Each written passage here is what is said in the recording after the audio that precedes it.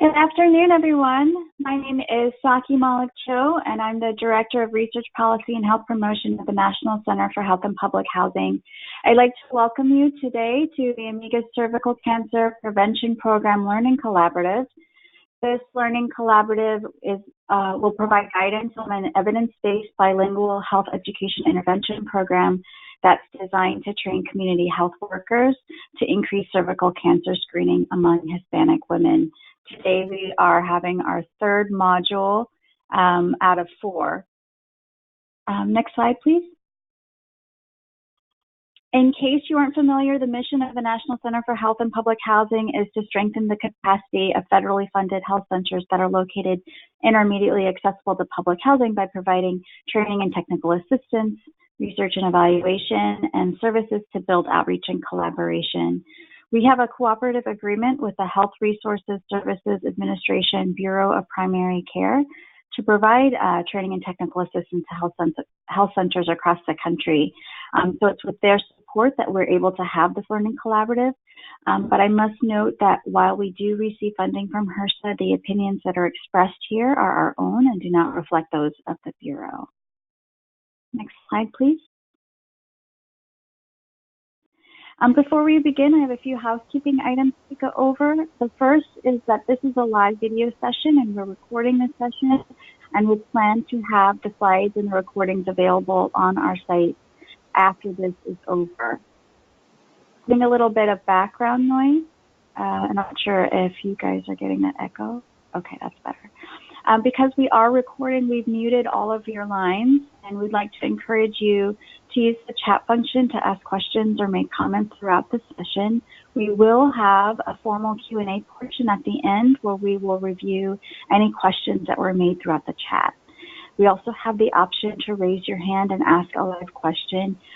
In order to do that, you just click the raise hand icon, and we will announce when the line has been unmuted so you can ask your question. First, I'd like to introduce our speaker for this session today. Her name is Ms. Fide Sandoval. You've seen her in the previous sessions as well. Just briefly, Ms. Fide Pineda Sandoval is a research assistant here at the National Center for Health and Public Housing, and she provides analytical, technical, and logistical support to the team. She's a certified health education specialist, and she's had over 5 years of experience in providing direct clinical and administrative assistance to healthcare providers. I'd also like to acknowledge our communication staff, Chantel Moore, for all of the tech help that she's providing this afternoon. And now I'm going to pass it off to Ms. Pineda to begin the session. If you switch it to the next slide, please. Thank you so much, Saki. And thank you everyone who is joining us today. So I'm going to start off by doing a short review on the module that we did last time. So last time we discussed very briefly about the responsibilities of community health workers for the AMIGAS program. And we went over a little bit about how they're experts in reaching vulnerable populations. We also learned about the AMIGAS toolbox. This we touched bases on all the materials that are included in the toolbox. And how they are used to transport the cervical cancer screening information that you need for the women in your community. And also we went over on how community health workers can be effective cervical cancer screening promotoras. So we learned about a few tips provided by the AMIGAS program Promotora Guide, and we went over about how they should have a plan in order to be able to be effective.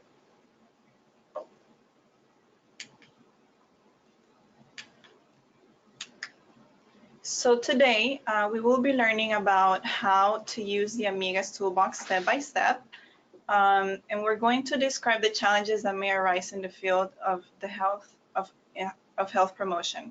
We're also going to discuss the basic concepts of cultural competency. So this will also lead us to learning about the step-by-step process, and we're going to go over a lesson plan as described in the AMIGAS program.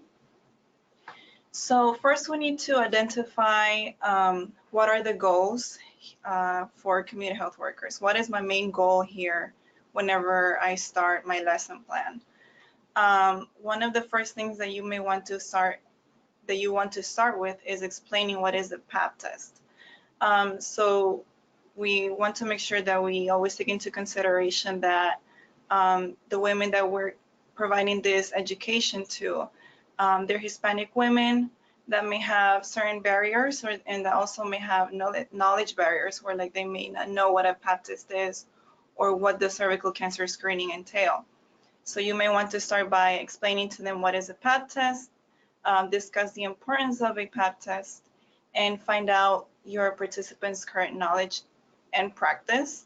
This will be very important because then that way you can create a baseline on where you need to start whenever you start educating them on cervical cancer screening.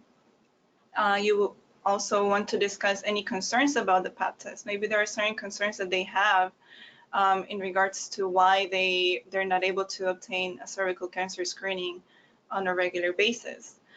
Also, you will want to develop an action plan with the woman, with the participant in this case, and provide information about how she can go ahead and put the action plan in place. So important topics, these are some important topics that that we need to talk about, especially when it comes to providing this education. Getting a pap test can help women stay healthy. So these are things that they need to know from you whenever you provide this education. The purpose of this AMIGAS program is for them to be healthy, for us to be able to prevent cancer for them. You also may want to let them know that cervical cancer is easier to cure if it is found in time. It is important for all women to get a pap test as well. So every woman should be getting a pap test. So this is something that they need to be aware of. So the age, whether they're a young woman or they're like a middle-aged woman or an older woman, they need to get a pap test. You may also want to let them know that women can get a pap test in the community. So for example, if you're already considering implementing this program in your community, then that means that you may be aware about where they can get the pap test done. And you want to make sure that they make a promise to themselves and to their families on getting a pap test. So first you will want to, when we went over the materials, the toolbox materials, we introduced each of these materials that I'm going to go over.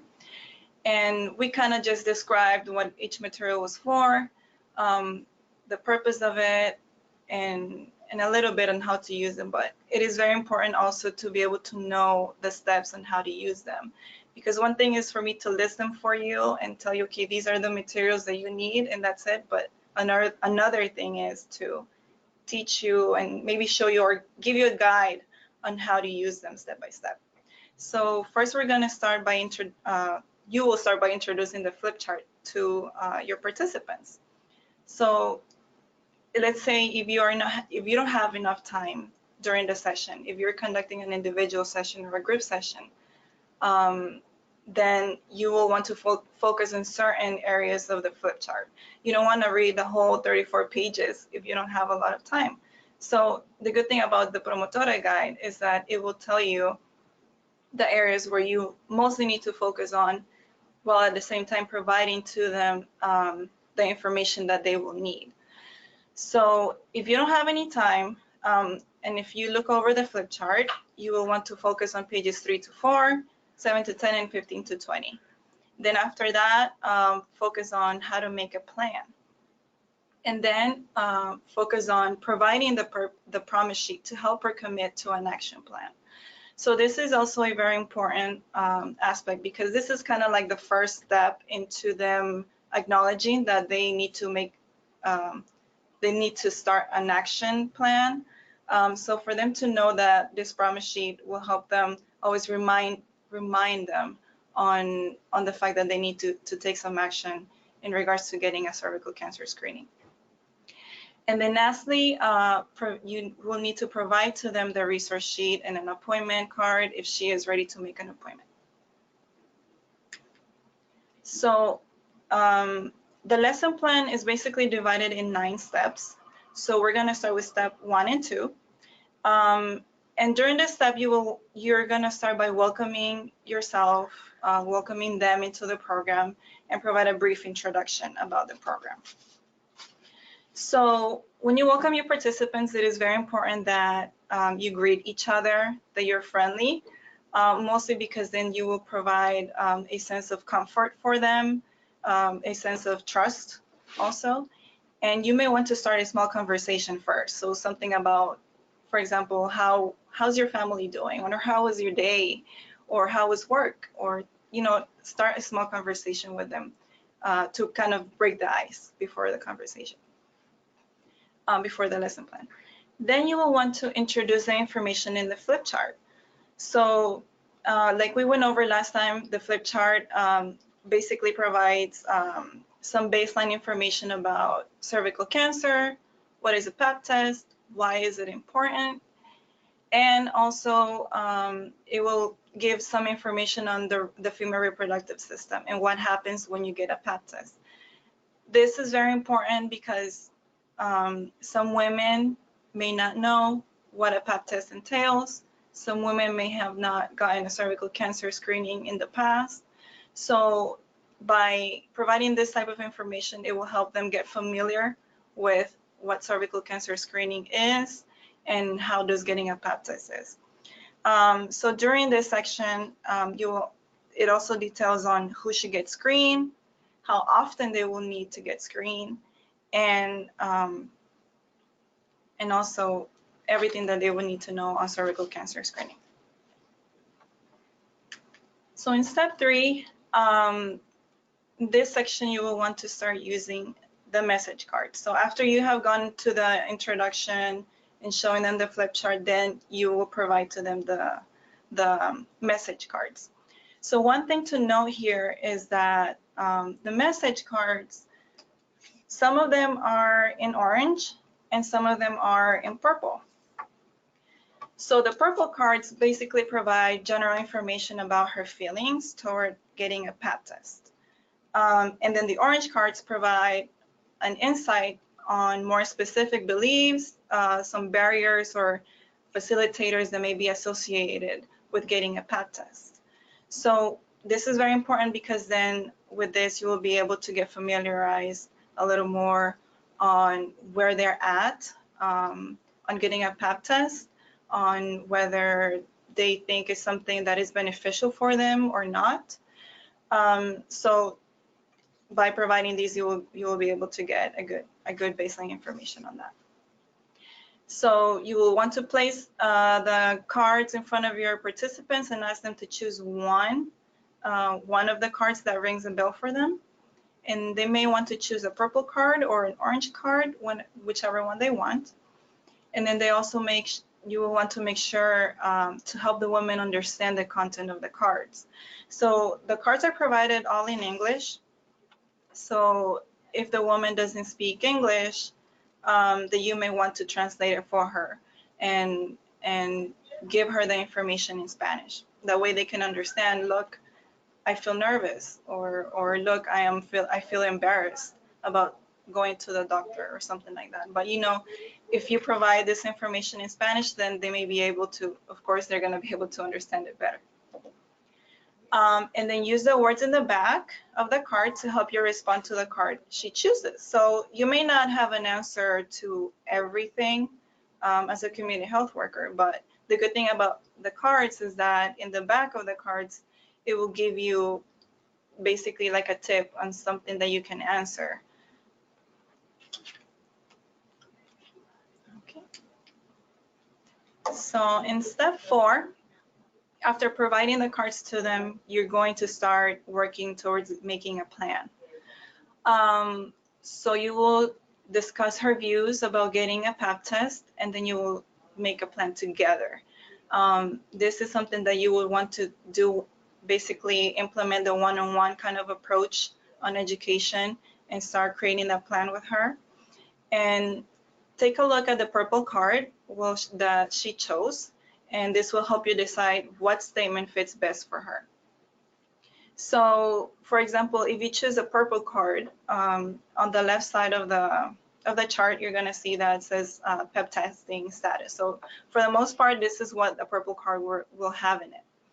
So, let's say if she chooses that she has not thought about getting a PEP test, then you can go ahead and lead the conversation and say, how can I help you start thinking about getting a PEP test? Or let's say if she stresses the fact that she's thinking about getting a PEP test, then you can go ahead and tell her, how can I help you make a plan to get a PEP test?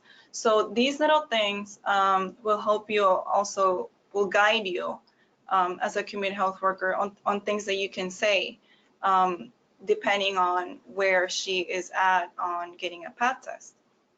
And lastly, let's say if she mentions that planning and taking first steps, that she's planning on taking first steps towards getting a PEP test, then you can offer her that you can help her to make and keep an appointment for a PEP test. So this is very important because you're already kind of providing solutions for them. Let's say if they don't know how to do certain things, you're instantaneously providing a solution and that you're there to help them. So in step 5, after going over the making a plan process, you will have her go over the promise sheet. So this promise sheet is basically there to basically establish something that they can abide by, basically.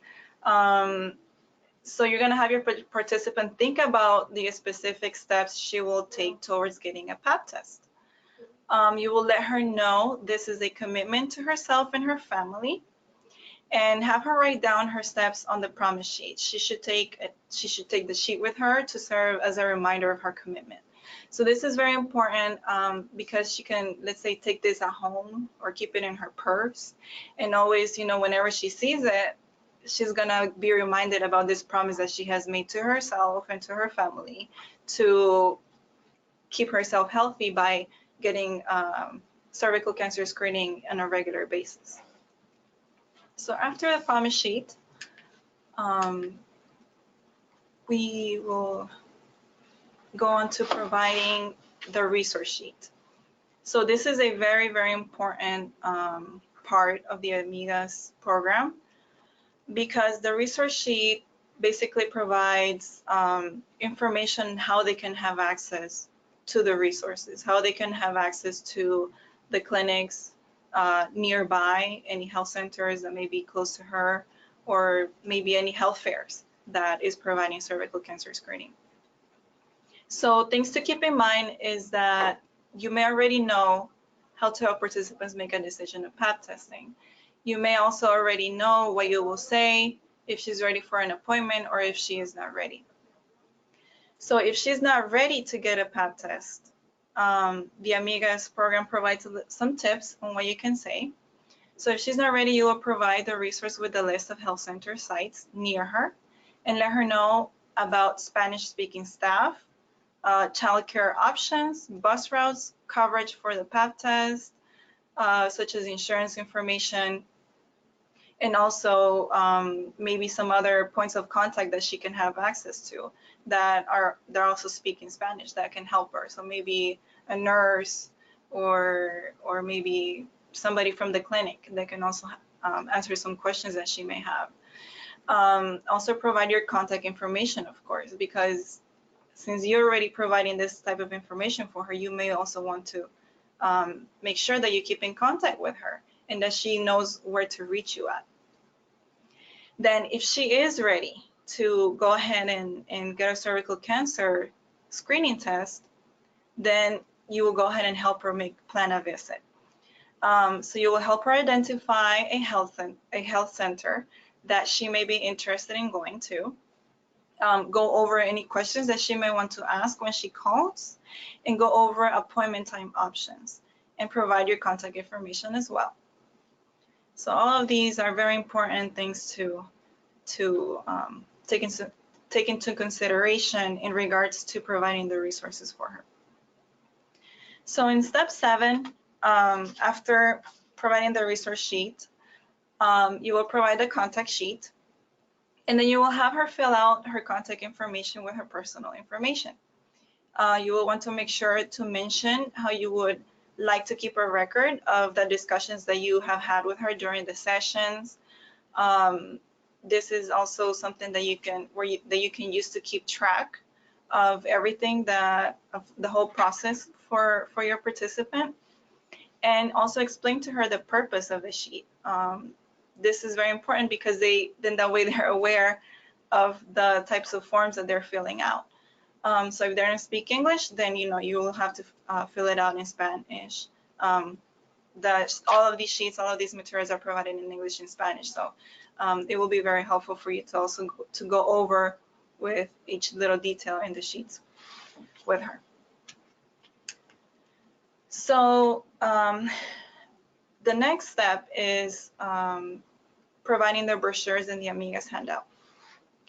So first, you will want to provide the AMIGAS handout and brochures that contain information about Pap tests and cervical cancer.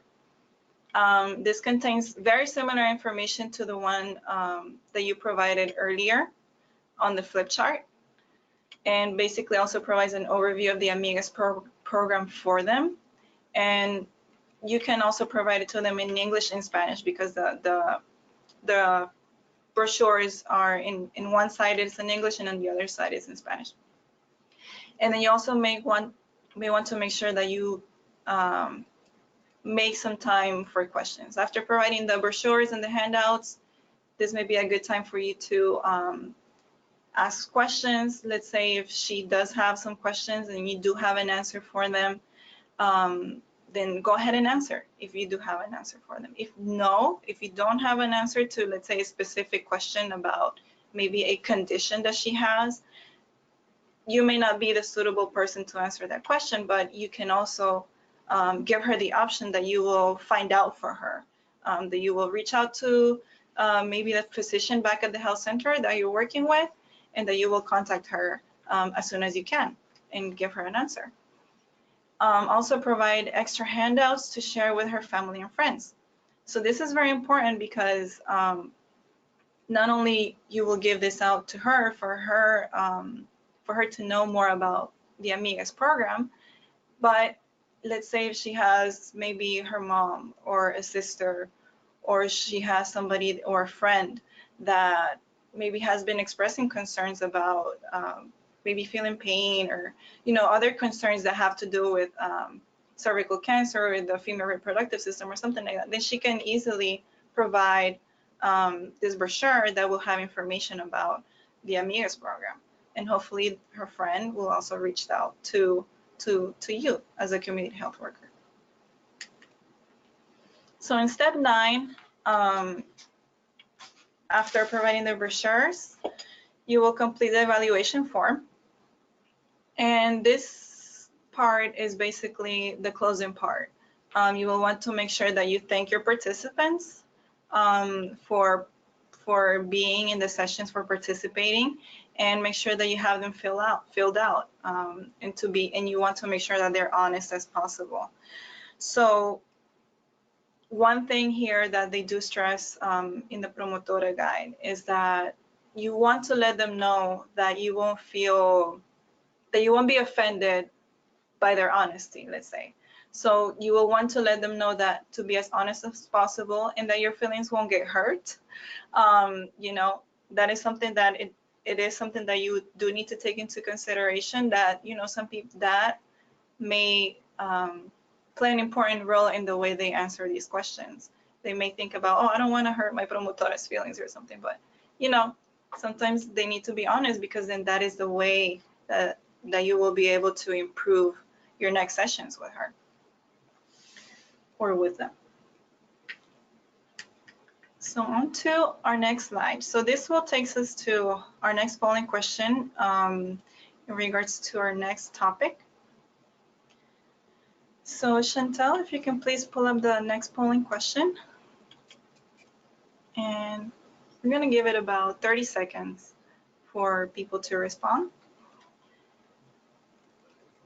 So the question is, which of the following options best represents a challenge you may face as a community health worker in your community?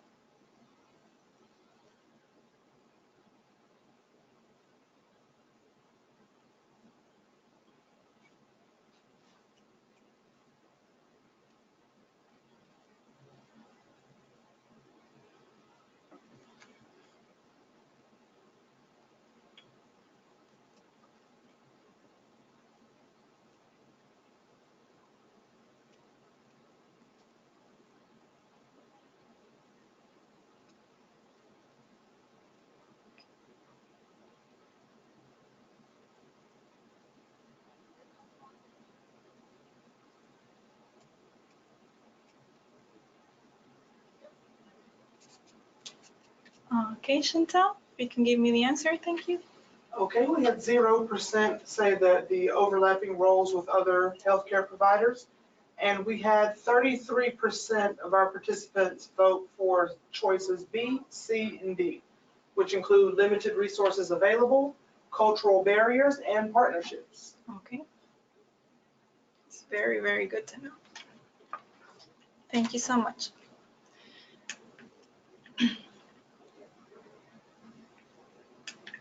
So this will take us to the next topic on cultural competence.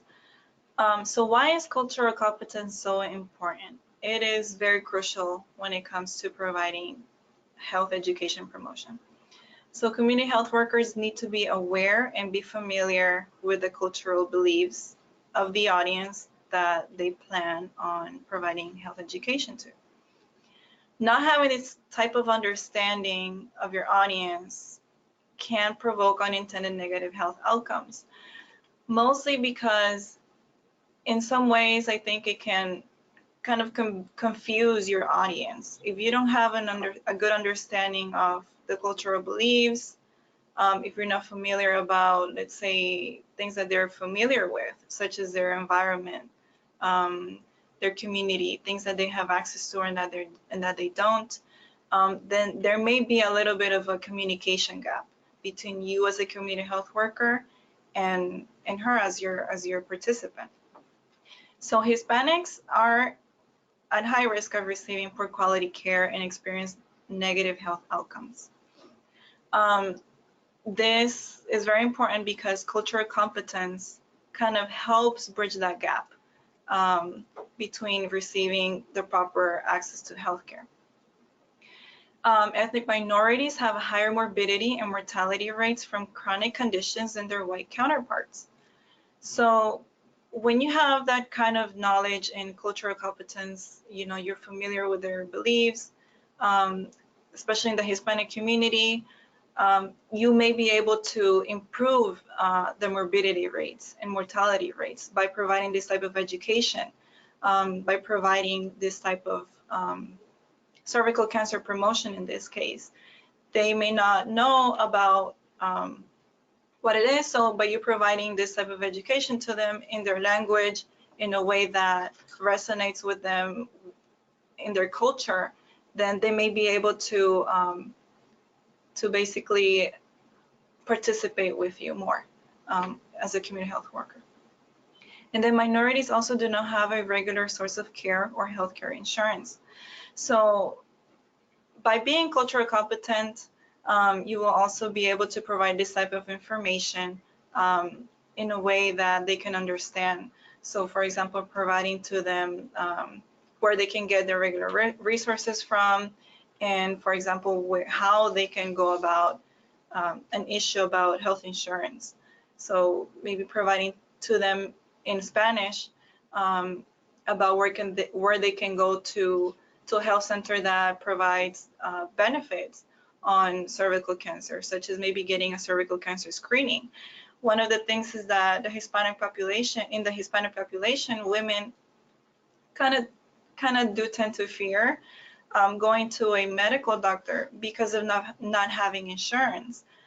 But the fact is that they can still have access to services, preventive services, without having to pay, or maybe at a lower cost. So what are the benefits of cultural and linguistic competence? So the benefits are expanding quality and effectiveness of care. It improves health outcomes and well-being. It also increases the effectiveness of the women's health patient-provider communications. It also expands provider knowledge and skills, fosters mutual respect and shared decision-making, and definitely strengthens patient and provider satisfaction. So when it comes to expanding quality and effectiveness of care, this is very important because the Hispanic population is growing here in the United States, and providers, basically, with this population increasing, the need for there to be providers and also community health workers that are cultural and linguistically competent to help them understand this cervical cancer screening prevention, then there is going to be a growing need also for this type of education. So when it comes to improving health outcomes and well-being, this ensures that individual needs are identified and that are appropriate to support everything in place. And when it comes to increasing the effectiveness of the patient-provider communications, female patients who have difficulty communicating for whatever reason will continue to experience unnecessary pain or consequential medication errors and dissatisfaction. So these are all things that will make better for your audience when you keep these things in mind. Okay. So addressing colloquial language. So this is very important because in every region, it could be any country where you're at, everybody speaks differently. You could be speaking the same language, English or Spanish or Russian or whatever language, but everybody has different types of words that they use for different things. So in this case, making sure that as a community health worker, you address colloquial language properly, it is going to be very important in communicating effectively with your audience. So colloquial language basically is an informal type of language, and it may vary on the area where participants of your intervention are from. You must be open to understanding the meaning of certain words. So for example, let's say if I'm going out there as a community health worker and then I'm asking, maybe somebody or a woman will tell me, I have pain here. And maybe they may refer to a certain part of the body in a different word than from the formal way. Then being able to understand and maybe have them point out with their finger, look, it's over here, it's maybe on my head or something like that, then you may have a better understanding about, okay, this is what they actually mean. So being able to have this kind of understanding is very important also in communicating. So this will lead us to poll question 2. I'm going to have Chantel, if you can please pull it up. And this one will go up for 30 seconds as well. So do you ask questions to get a personal understanding on personal cultural beliefs and history as a community health worker?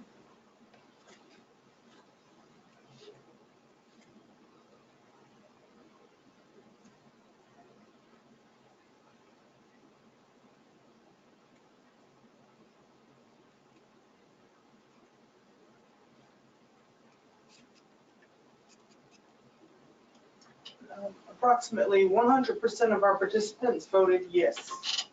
Okay, that's really good to know. Thank you so much, Chantel.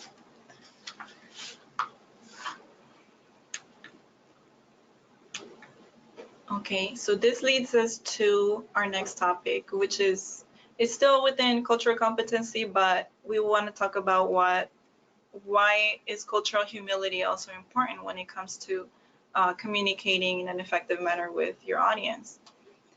So cultural humility basically can transform the way health centers deliver services. It goes beyond being cultural competent. It can help individuals feel that they're being listened to and understood.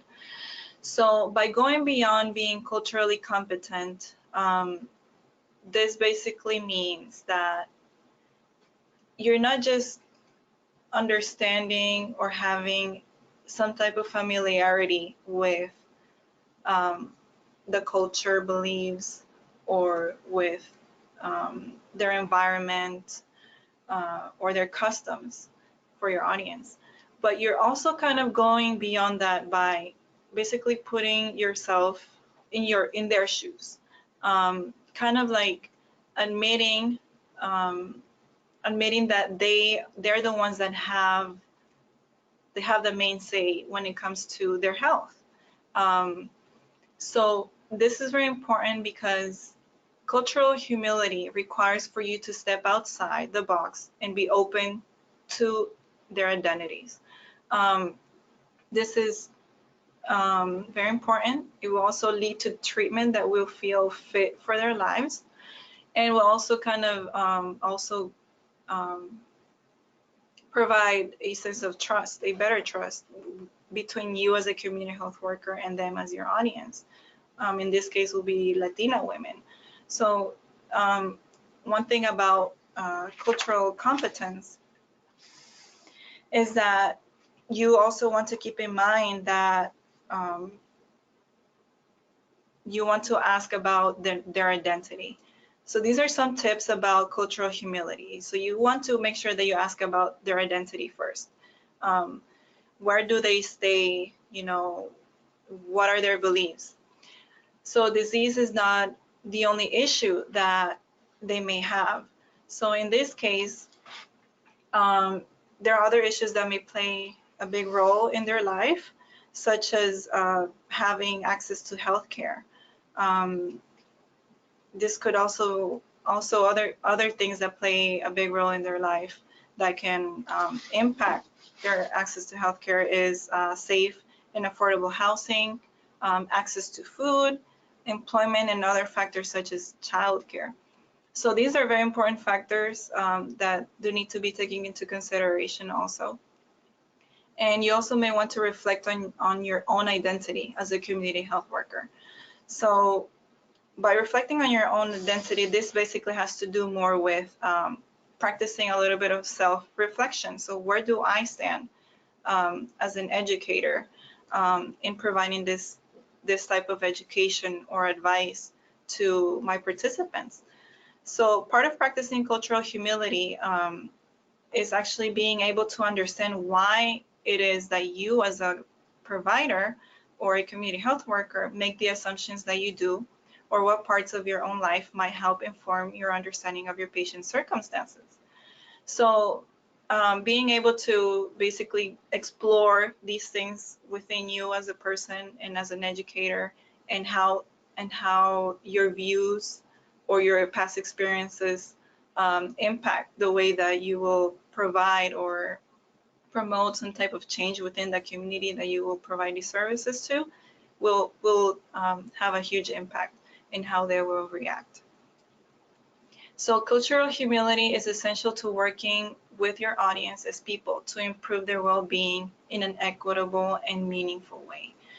This is very important. Like I mentioned, it's kind of like both exploring yourself as an educator and exploring them as an audience. What are the things that influences their proper having for them to have access to healthcare? So next, it is always good to also kind of keep in mind some of the challenges that may arise in the field of health promotion. So these are some of the challenges that can happen. So, you know, you could maybe experience overlapping roles with other healthcare providers.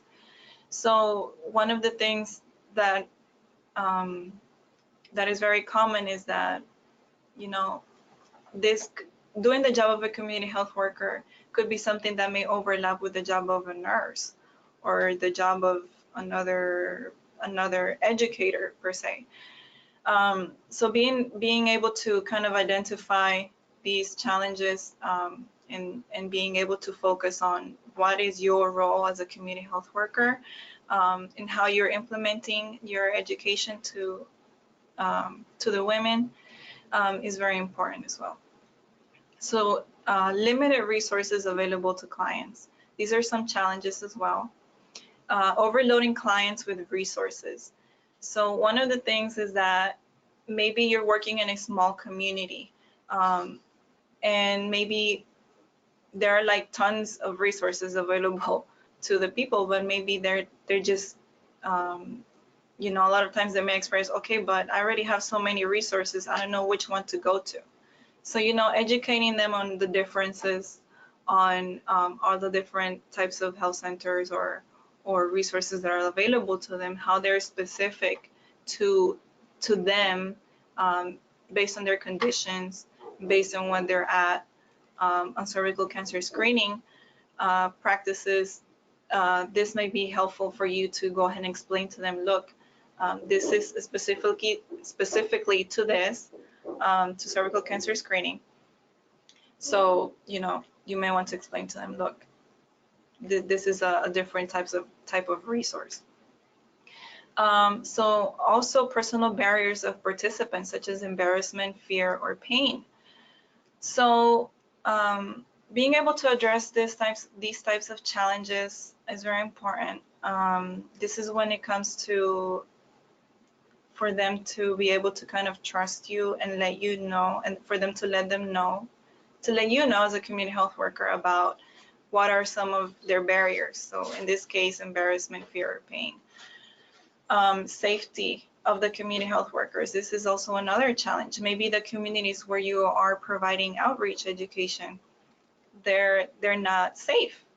So, you know, you also want to keep this in mind. Women's, also keep in mind women's belief on a PAP test. And speaking with your organization's administrator on how to address these challenges may help plan the intervention in a successful manner. So these are all challenges that are very important to consider. So overcoming challenges. So how do you overcome these challenges? Well, the AMIGAS program is very organized in the sense that they took into consideration whenever they developed this program, they took into consideration most of the challenges that they saw whenever they did the pilot test and they conducted it at different health centers. So AMIGAS is an example of one-on-one education of the type of this frame, one-on-one education for clients. So according to the Community Preventive Task Force, one-on-one education increases cervical cancer screening on the basis of strong evidence. So in the AMIGAS program, definitely focuses on that on overcoming that challenge of bridging that gap between Latina women and them having access to healthcare. It also delivers information on indications, benefits, and ways to overcome barriers. So example could be, for example, when they provide that tool on the resource sheet. So this basically shows what is a way that they can overcome that barrier in having access to the health centers. When in the resource sheet, you know, you provide a list of all the health center sites that is close to where they live, whether they provide information in English or Spanish, whether they have childcare, whether they have insurance kind of plans or payment plans for their cervical cancer screenings, or whether they also have free services, you know, like preventive services such as screenings. So this is when like the resource sheet is a good example to say that it will help overcome those barriers for them. So having a trauma-informed care approach in your health center to make sure that things are explained to women properly. So having this type of approach is very important because as providers go ahead and see these women, then they will have a better understanding about how to approach them, given their circumstances. They may not be in a good stage in their lives, these women that we're providing cervical cancer screening education to. They may not feel comfortable expressing their concerns to the providers and all that, but you know, being able to have that knowledge and trauma-informed care approach will be very important in helping them open up about what their concerns are, whether they need more screening or other steps that they may need to follow. So the end goal here is to inform, encourage, and motivate Hispanic women at risk of cervical cancer to seek recommended screening. that is actually one of the main goals of the AMIGAS program, to inform, to encourage, and to motivate Hispanic women, mostly to prevent chronic conditions such as cervical cancer in this case, and to keep them healthy so that they can provide a better way of life to their families. So this takes us to how you can access the tools. In case you weren't able to access our tools from our last session, you can access our tools through our Moodle profile, and our link is provided here on the PowerPoint. And they're also now available on our website at nchph.org. And then if you go under our learning collaboratives, there you're going to be able to see all the files and be able to download them, and hopefully start to apply this AMIGAS program in your health center.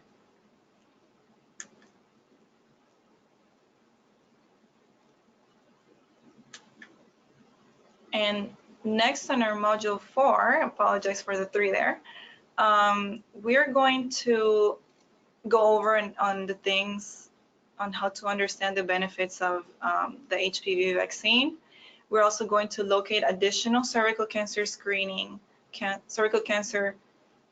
outreach education resources, and we're going to review a little bit about what the whole AMIGAS program was about. And without further ado, I'm going to pass it on to Saki. Thank you so much, Fide. That was a lot of really great information that you shared. We are now going to open it up for Q&A. So I'd like to ask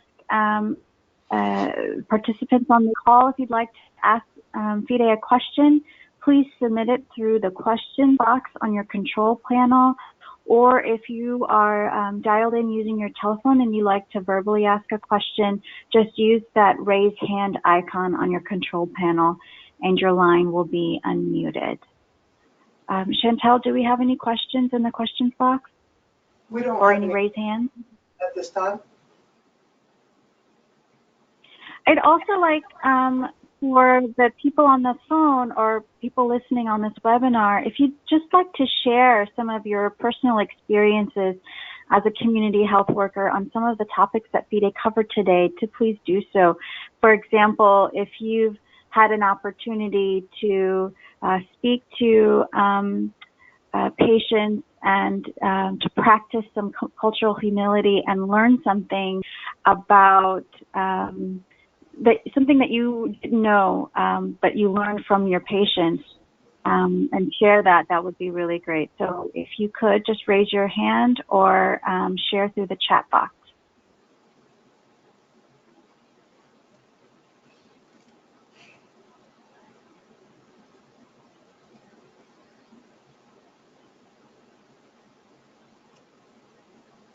Chantel, has anyone raised their hand?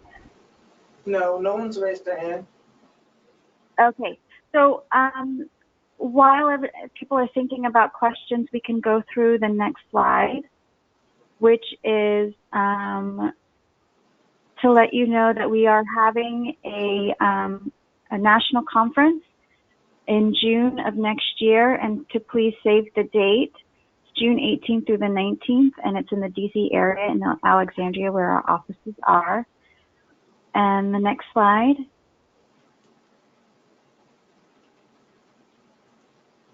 If you haven't yet, please sign on to our mailing list to receive updates from HRSA and from Medicare on funding opportunities and other resources and webinars. Next slide, please. You can visit our website to get resources as well. And then next slide. Here's our contact information. And I'd like to ask Chantel one more time if there has been anyone that has asked a question or raised their hand. We do not have any questions at this time. Okay, well then I'd like to thank everybody for participating on this call, and thank you to Fide and to Chantel for wonderful presentations and all the tech help that you've provided today.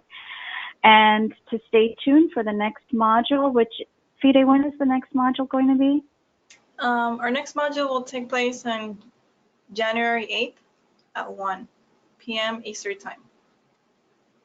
Okay, great. So we look forward to hearing from you all or meeting with you next year. And until then, we hope you have a great holiday and a happy new year. Thank you so much. Thank you so much.